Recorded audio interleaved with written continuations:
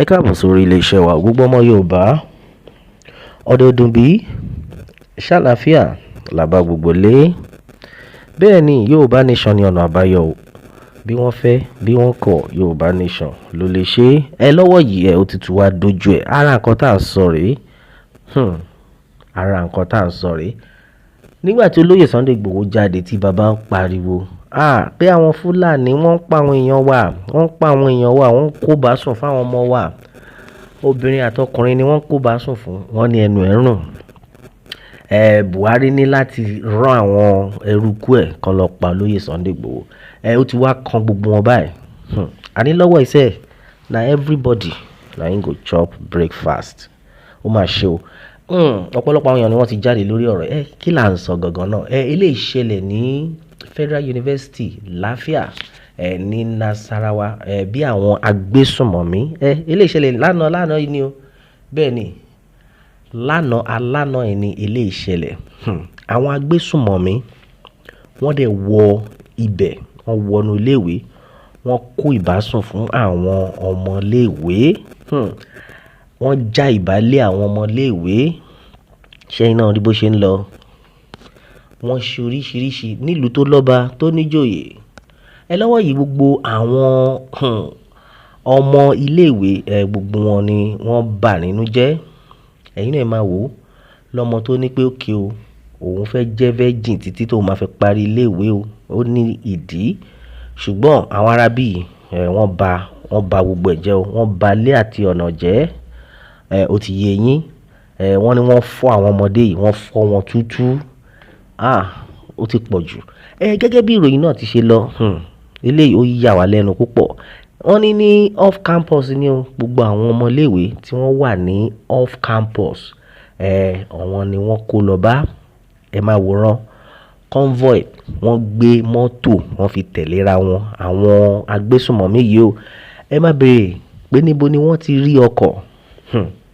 ṣé ẹ rí ìdí tá a fi ní pé a gbọ́dọ̀ pín níbo làwọn arábí ti ní ọkọ̀ tí wọ́n dẹ̀ kóra wọn wọbẹ̀ wọ́n kóra wọn wọ Nasarawa ìròyìn ó ti káàkiri o ìwọ tó bá ti gbọ́ ó máa dáa kó lọ gbọ́ bó ṣe ṣẹlẹ̀ ní Federal University of Lafia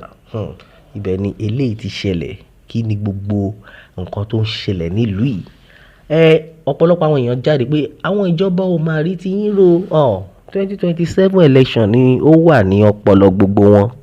ìgbà la fẹ́ ṣe léyìí dà gbogbo ọmọ Yorùbá nílé lóko lọ́nà lódò àwọn kan máa ní pé ṣe bí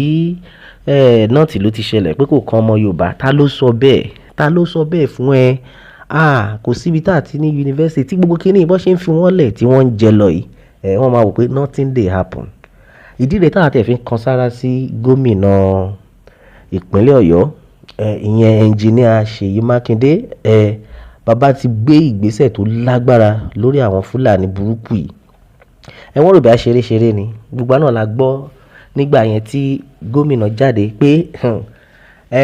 láti ìsinsìnyí lọ Fúlàní kí Fúlàní tá a bá rí tó bá gbé màálù ẹ̀ wọnú oko àwọn ọmọ Yorùbá pàápàá jùlọ ní ìpínlẹ̀ Ọ̀yọ́ wípé wọ́n máa jẹyàn wọn níṣu ṣùgbọ́n ẹ mọ̀ pé tí àwọn gómìnà bá ń sọ orúkọ báyìí tí àwọn ààrẹ orílẹ̀-èdè tó bá ń sọ orúkọ báyìí àwọn Fúlàní wọ́n máa wò pé ẹnu lásán lọ níjà rẹ̀ má dá wọn lò bọ́n ṣe máa ń ṣe nìyẹn gbogbo àná láti gbọ́ nǹkan tó ní Babangida sọ́ngbà yẹn pé wọ́n ní pé tí Yorùbá bá ní pé ogun fẹ́ ṣẹlẹ̀ pé táwọn akọ̀ ti yọjú pé àwọn Yorùbá lọ sọ̀rọ̀ the next thing Babangida lóun kàn máa wọlé padà lọ máa continue oorun tó wọ́n sùn ṣe rí ẹ̀gbin adúpẹ́ lọ́wọ́ gómìnà Ṣèyí Mákindé wọ́n jẹ́wọ́ ọmọkọ láìpẹ́ yìí kò ṣe bẹ̀ là ń lọ ṣùgbọ́n fún àǹfààní ẹ̀yin tó jẹ́ pé tí gbọ́ bó ṣe ń lọ láìpẹ́ yìí ni gómìnà jáde pé àfẹ́ àwọn Fúlàní dẹrandẹran nínú oko wa bẹ́ẹ̀ ni gómìnà jáde ó ní àwọn àjọ tí gómìnà gbéṣẹ́ yẹn lé lọ́wọ́ pé Fúlàní tẹ́ bá ti rí tó bá gbé màálù rẹ̀ tó bá gbé kọjá mọ́ṣáláṣí tó bá gbé wọnú oko lóko pó fi ń jẹ́ pé ẹ̀yin ṣáà wa mú wọn mọ́lẹ̀ wọ́n máa jẹyàn wọn níṣu ní kóòtù ṣùgbọ́n láìpẹ́ yìí àwọn Fúlàní gbọ́ wọ́n nígbò pé ẹ gbàgbé àwọn ọmọ Yorùbá báwo kí gómìnà kí ló wà lẹ́nu gómìnà, wọ́n kóra wọn wọnú igbó wọ́n lọ as usual wọ́n fi ẹran màálù wọ́n fi jẹ gbogbo oko. Ẹ̀gbọ́n bí gbogbo ọmọ Yorùbá gómìnà ìpínlẹ̀ Ọ̀yọ́ ọ̀gbẹ́ni Ṣèyí Mákindé wọ́n ṣe bẹbẹ lẹ́yìn tí ó ti wá ṣẹlẹ̀ ẹ mọ̀ pé àwọn àjọ tí wọ́n fún níṣẹ́ ó ní phone number, mo ti ṣe news yẹn sẹ́yìn, ó ní phone number àwọn tó wà lẹ̀ ọ̀pọ̀lọpọ̀ àwọn èèyàn lọ ní phone number yẹn bẹ́ẹ̀ ni bí àwọn tó ní oko bọ́n ṣe pè wọ́n ní pé wo àwọn Fúlàní wọ́n tuntun bẹ̀rẹ̀ o ilé ìṣẹ̀lẹ̀ níjẹta yìí wọ́n ní àwọn arábí tún ti bẹ̀rẹ̀ o wọ́n tuntun kó ẹran wọn ti fi wá ń jẹ oko wa o tí gómìnà gbọ́ gómìnà ní bóyá ẹ jáwọ́ bẹ̀ wọ́n rò bóyá ayé àtijọ́ ni tá a máa fi wọ́n lẹ̀ kán máa ṣe bó ṣe wù wọ́n wọ́n ní tí gómìnà máa wọ bẹ̀ lásán ìgbélàfẹ́wé gbogbo màálù wọn òun ni gómìnà kó gbogbo wọn ni wọ́n arrest àwọn tó kù àwọn tó ń sá lọ wàhálà tí wọ́n nìyẹn wọ́n dẹ̀ ráwọn kan mú now ó ti wá dojú ẹ̀ wípé àṣeré mọ́ nílẹ̀ Yorùbá bẹ́ẹ̀ ni nǹkan tá a fẹ́ kí àwọn àgbààgbà wa kan máa ṣeré àwọn gómìnà wa kí wọ́n máa ṣeré now ká padà lọ sórí ti Nasarawa àwọn tó ń parọ́ pé ṣèbí na their side ta ló sọ bẹ́ẹ̀ fún ìdí rèé tí a fi parọ́ pé kí gbogbo ọmọ Yorùbá gbogbo àgbàlagbà jáde tán ànígbà fún àwọn arábì ó ní àwọn wo ni wọ́n rán wọn níṣẹ́ yìí nítorí pé kàn lè gbé convoy kẹ́ máa wọlé kẹ́dẹ̀ máa bà àwọn ọmọ ọlọ́mọ nínú jẹ́ wọ́n kó bá sùn fún àwọn ọmọ ọlọ́mọ wọ́n já ìbálẹ̀ àwọn ọmọ yìí àwọn ọmọ ti bẹ̀rẹ̀ sí ní sunkún wọ́n tẹ̀ ní pé ìkànnà àwọn ọmọ yẹn pariwo pé wọ́n tẹ̀ ń sunkún pé pé àwọn regret pé wọ́n bí àwọn sí ìlú yìí ṣe ń ríṣẹ́ ó ti wá dójú ẹ̀ báyìí nígbà tó lóyè Sunday Igboho ń pariwo pé láyé sẹ́ àwọn Fúlàní wọ́n ń ṣèyàn gidi àwọn kan wọ́n rò bẹ́ẹ̀ eré ni pé àwọn Fúlàní yìí sẹ́ wọ́n ń ṣe èèyàn gidi o ẹjọ́ torí Ọlọ́run ẹ fi ilẹ̀ Yorùbá lẹ̀ wọ́n rò bẹ́ẹ̀ ṣeré ni ṣẹ́yìn náà ti rí bó ṣe ń lọ sìn àfi kí Elédùmarè kó gbà wá. bẹ́ẹ̀ ni eléyìí ṣẹlẹ̀ ní alánà ní ìpínlẹ̀ Nasarawa bẹ́ẹ̀ ni Nasarawa bandit wọ́n ní pé wọ́n kó ìbásùn fún àwọn ọmọléèwé bíi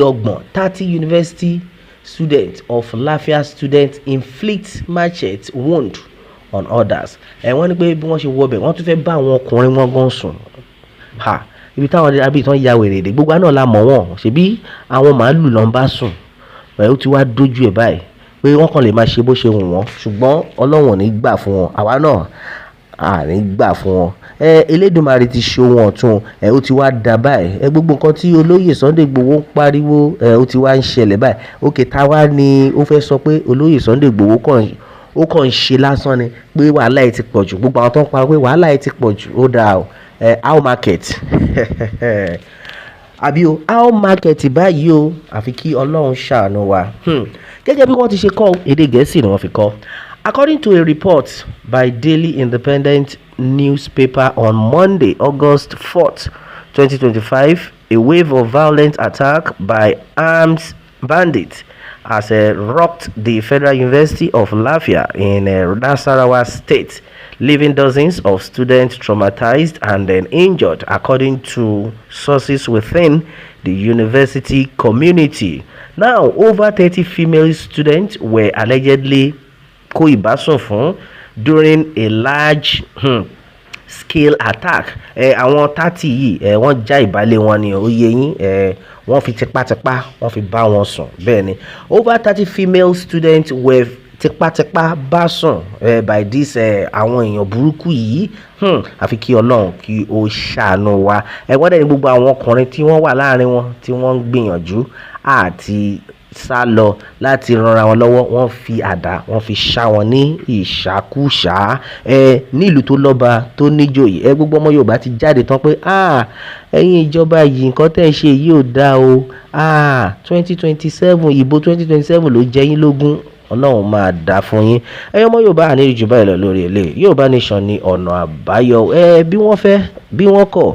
Yorùbá Nation ló lè ṣe bẹ́ẹ̀ ni a ó máa bẹ ọ̀bẹ níbẹ̀ ṣọ àtẹ́lẹsẹ̀ abẹ̀nà ẹni tó bá lá má bọ̀ láàní dé bá kí Elédùmarè kó bùkún fún orílẹ̀-èdè Yorùbá ó dàbọ̀.